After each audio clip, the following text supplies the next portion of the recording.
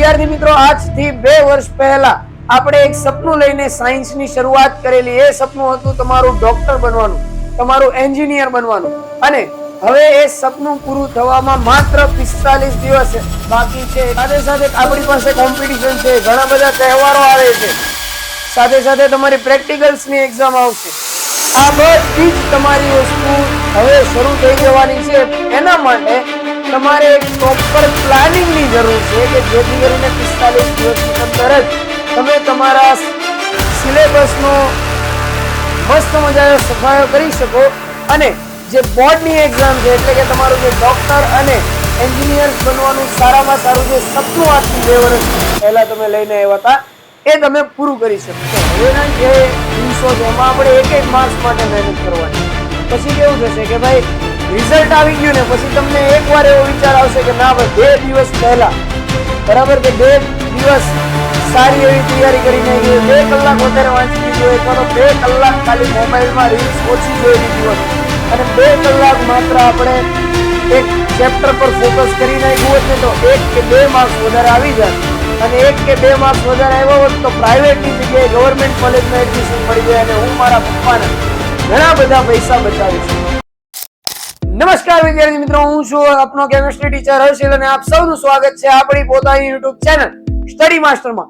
વિદ્યાર્થી મિત્રો, આજથી 2 વર્ષ પહેલા આપણે એક સપનું લઈને સાયન્સની શરૂઆત કરેલી. એ સપનું હતું તમારું ડોક્ટર બનવાનું, તમારું એન્જિનિયર બનવાનું. અને હવે એ સપનું પૂરું થવામાં માત્ર 45 દિવસ બાકી છે. એટલે કે હવે તમારી ગુજરાત બોર્ડની એક્ઝામમાં માત્ર ને માત્ર 45 દિવસ બાકી છે. વિદ્યાર્થી મિત્રો, એ જે સપનું હતું એટલે કે એક સારા ડોક્ટર બનવાનું અથવા તો એક સારા એન્જિનિયર બનવાનું, જો તમારે તમારું સપનું અથવા તમારા માતા પિતાનું સપનું પૂરું કરવાનું હોય તો જ આ વિડીયોમાં છેલ્લે સુધી બનેલા રહેજો. બાકી અત્યારથી જ કહી દઉં છું, તમે તમારો ટાઈમ વેસ્ટ ના કરતા વિડીયો છોડીને જઈ શકો છો. વિદ્યાર્થી મિત્રો, હવેનો જે સમય જે છે છેલ્લા 45 દિવસ છે એની અંદર આખા ગામના વિદ્યાર્થી મિત્રો હવે જાગશે. એટલે કે હવે ફૂલ તૈયારી શરૂ કરશે. સાથે સાથે આપણી પાસે કોમ્પિટિશન છે, ઘણા બધા તહેવારો આવે છે, સાથે સાથે તમારી પ્રેક્ટિકલ્સની એક્ઝામ આવશે. આ બધી જ તમારી વસ્તુ હવે શરૂ થઈ જવાની છે. એના માટે તમારે એક પ્રોપર પ્લાનિંગની જરૂર છે કે જેથી કરીને 45 દિવસની અંદર જ તમે તમારા સિલેબસનો મસ્ત મજાનો સફાયો કરી શકો અને જે બોર્ડની એક્ઝામ છે એટલે કે તમારું જે ડોક્ટર અને એન્જિનિયર્સ બનવાનું સારામાં સારું જે સપનું આજથી 2 વર્ષ પહેલા તમે લઈને આવ્યા હતા એ તમે પૂરું કરી શકો. તો એના માટે હું તમારી માટે લઈને આવી રહ્યો છું આપણી પોતાની YouTube ચેનલ સ્ટડી માસ્ટર પર એક મસ્ત મજાનું પ્રોપર પ્લાનિંગ. તો સૌપ્રથમ આપણે શું કરવાનું છે તો કે મેં પહેલા 3 વિભાગમાં વિદ્યાર્થીઓને ડિવાઈડ કરી નાખ્યા છે. પહેલો વિભાગ એવો છે કે જે વિદ્યાર્થીઓને બધું જ આવડે છે. જે વિદ્યાર્થીઓને બધું જ આવડે છે એ વિદ્યાર્થીઓ હવે શું કરવાનું છે, માત્ર NCERT રિવિઝન અને પ્રેક્ટિસ પેપર કરવાના છે. અત્યારથી કહું છું, NCERT જ આપણી ભગવદ ગીતા છે. પહેલા એ જ પરફેક્ટ કરવાની, બીજું કંઈ કરવાની ટ્રાય કરવાની નથી. દરરોજ એક ચેપ્ટર નું રિવિઝન કરો પ્લસ પેપર પ્રેક્ટિસ કરો. અને હા વિદ્યાર્થી મિત્રો, ડાઉટ તમારા બધા ક્લિયર થવા જોઈએ. બરાબર, ડાઉટ માટે આપણી પોતાની સ્ટડી માસ્ટરની ટીમ પૂરેપૂરી બેઠી છે. તમારે ફિઝિક્સ, કેમિસ્ટ્રી, બાયોલોજીમાં ડાઉટ હોય તો અમે તમારા માટે તૈયાર જ છીએ, તમારા ડાઉટ કમ્પ્લીટ કરાવવા માટે. ઠીક છે, ચાલો. પછી કેવું થશે કે ભાઈ હવે એવો સમય છે વિદ્યાર્થી મિત્રો કે હવેના જે દિવસો છે એમાં આપણે એક માર્ક્સ માટે મહેનત કરવાની.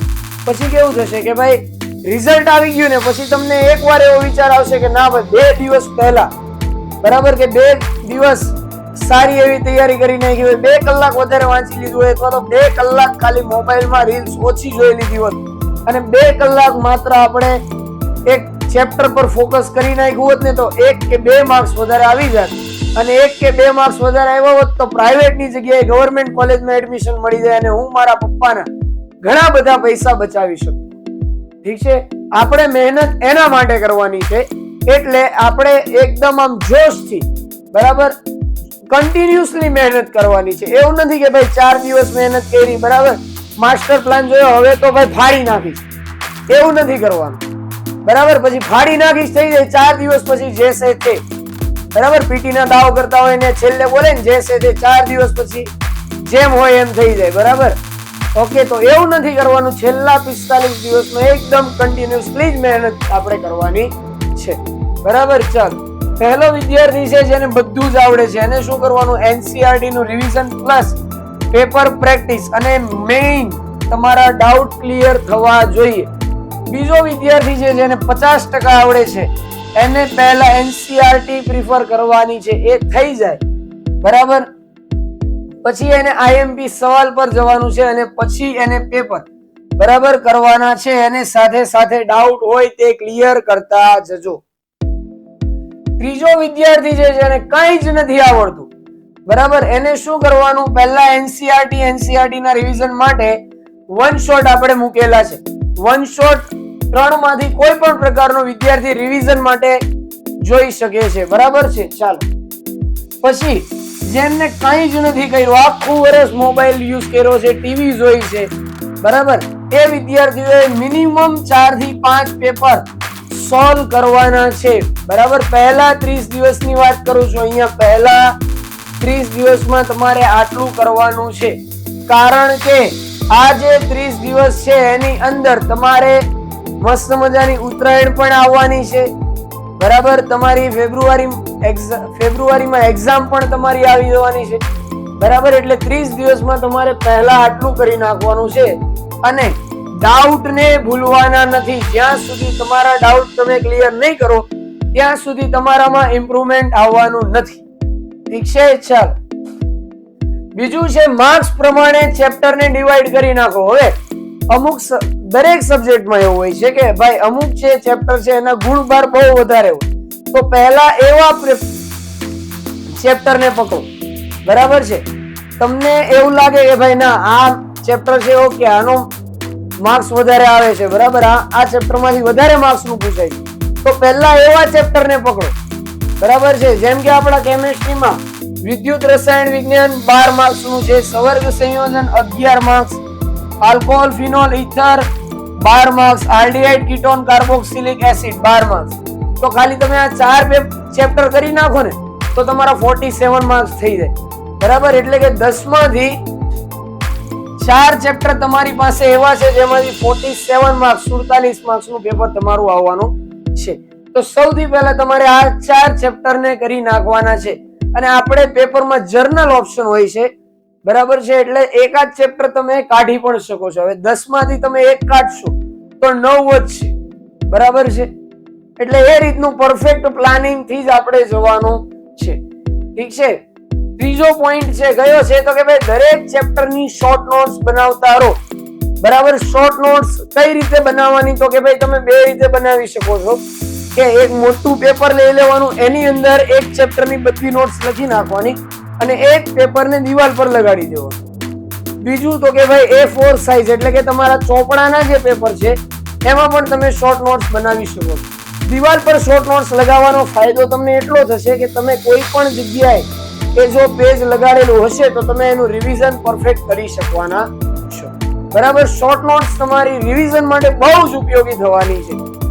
બરાબર, એટલે દરેક ચેપ્ટરના જો તમે વન શોટ જોતા હોય, બરાબર, અથવા તો એમસીક્યુ માં તમને ડાઉટ આવતો હોય તો એ પણ નોટ્સમાં તમારે નાખી દેવાનું કે ભાઈ આ કોન્સેપ્ટમાં અહીંયા વસ્તુ છે, ત્યાં મને ડાઉટ હતો તો આ કોન્સેપ્ટ મેં શોર્ટ નોટ પોઈન્ટ્સમાં મૂકી દીધો. તમારે શોર્ટ પોઈન્ટ્સ જો જોતા હોય તો અમને મેસેજ કરી દેજો, અમે તમને શોર્ટ પોઈન્ટ્સ આપી દઈશું. બરાબર, પણ હા, શોર્ટ પોઈન્ટ જેટલા તમે તમારી જાતે બનાવશો, બરાબર, એટલા જ તમારે શું થાય, એકવાર લખો એટલે બરાબર બધા સૂત્ર મગજમાં એકવાર આવી જાય. અને શોર્ટ પોઈન્ટ તમે જાતે બનાવ્યો હોય તો તમને વધારે ખબર પડે. અમે તમને જે મોકલશું એક કેમિસ્ટ્રી સબ્જેક્ટમાં એ ટાઈપિંગ થયેલા છે, બરાબર, અને મેં મારી રીતે ટાઈપિંગ કરેલા હોય. એની જગ્યાએ જો તમે જાતે બનાવ્યા હોય, બરાબર છે, તો તમે એનું સરળતાથી રિવિઝન કરી શકો. અને હા, બરાબર, જો કોઈને બનાવવા ન હોય તો પછી મેસેજ કરજો, હું તમને પ્રોવાઈડ કરી આપીશ. બરાબર, ચેપ્ટર નું નામ લખીને મેસેજ કરવાનો કે ભાઈ આ ચેપ્ટર ના શોર્ટ પોઈન્ટ જોઈએ.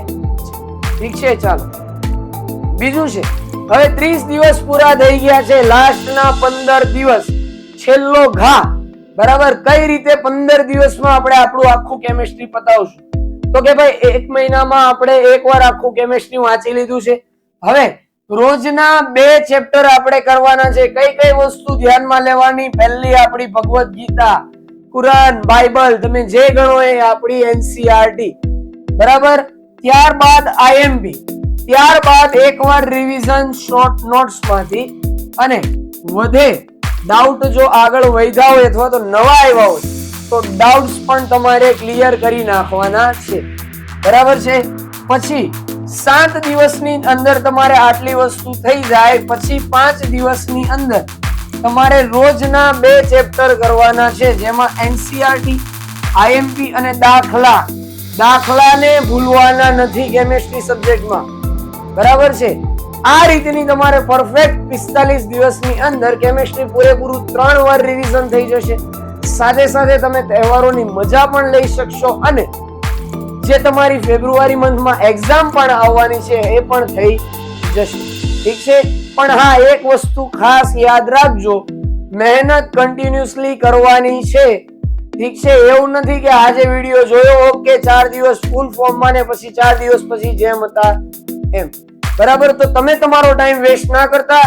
કોઈ પણ ડાઉટ હોય તો પછી આપણી ચેનલ પર આપણા શિક્ષકો તમારી માટે હંમેશા તત્પર અને તૈયાર બેઠેલા છે, બરાબર છે. કોઈ પણ ડાઉટ હોય, કોઈ પણ મનમાં કન્ફ્યુઝન હોય કે સાહેબ શું કરવું ખબર નથી પડતી, તો તમે અમને ફોન કરી શકો છો અથવા તો મેસેજ કરી શકો છો. બધા વિદ્યાર્થીઓને બોર્ડની એક્ઝામ માટે સ્ટડી માસ્ટરની પૂરેપૂરી ટીમ તરફથી એકવાર બહુ મોટું બેસ્ટ ઓફ લક, બરાબર. તમે તમારા સપના જાતે બનાવો છો, તમારે તમારા સપના જાતે બનાવવાના છે, બરાબર છે. હા, અમે પૂરેપૂરી હેલ્પ કરી શકશું પણ બનાવવા તો તમારે જાતે જ પડશે.